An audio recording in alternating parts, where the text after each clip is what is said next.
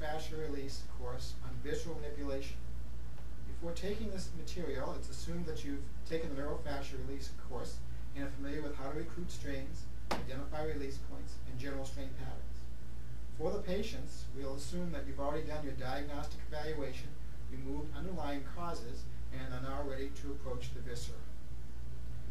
I do not intend this course to be an extensive anatomical review of the viscera. You can get that information from any of the wonderful anatomy books that we have. But basically, we're trying to point some ideas out to you how you can approach visceral pathology. The diagnosis is the most important. How you correct it is based on NeuroFascial Release Paradigm, direct or indirect treatment, or whatever you find makes the correction for you. This is simply a course of ideas. I am not intending any of this material to come to specific therapeutic or diagnostic conclusions on individual patients. That's for you to do. And this material does not replace the usual course of taking history, performing physicals, to determine what you're going to do with an individual patient. So, we'll begin with our format. We'll review some anatomy. I'll show you some diagnostic ideas of how to evaluate the viscera, and then some treatment paradigms. First, we're going to talk about the esophagus and the stomach. We'll talk about the anatomy first, and then we'll demonstrate a procedure for you to diagnose peristaltic wave as it goes through the esophagus to the stomach, what's happening at the esophageal hiatus, and what's happening with the stomach. Our next organ is the esophagus and stomach.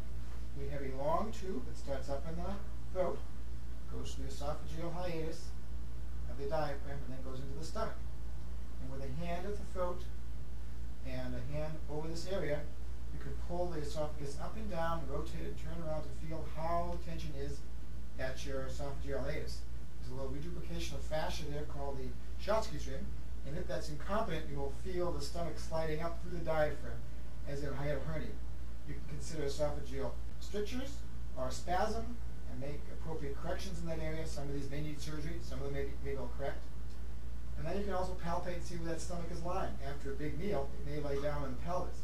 But you have your greater curvature, your lesser curvature, going into your pelvic valve and into the duodenum. This is a long tube, and you can hold one end and feel all the way through. If you have the patient swallow, as we'll discuss in the demonstration, you can follow that wave all the way down into the stomach. To work the esophagus and stomach, we have a long handle called the esophagus that goes into the stomach. And we put a hand where the stomach will be and a hand up in the esophagus and feel between the two hands to make our diagnostic evaluation.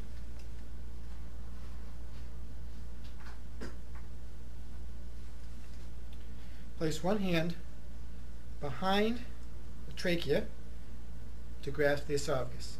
Have the patient swallow, and that'll help you isolate the esophagus. Place one hand in the epigastric area, have the patient swallow, and you can feel how that peristaltic wave goes down the esophagus into the stomach. If you apply cephalad and caudad traction, you can feel how the esophagus moves in the mediastinum down to the stomach. If you apply a little more traction, cephalad, you can actually pull up where you'll feel a restriction where the stomach is underneath the diaphragm. And that's the esophageal hiatus, and that's where you get out hiatal hernias many times. You can evaluate that area. You can turn the esophagus one way or the other and rotate the stomach.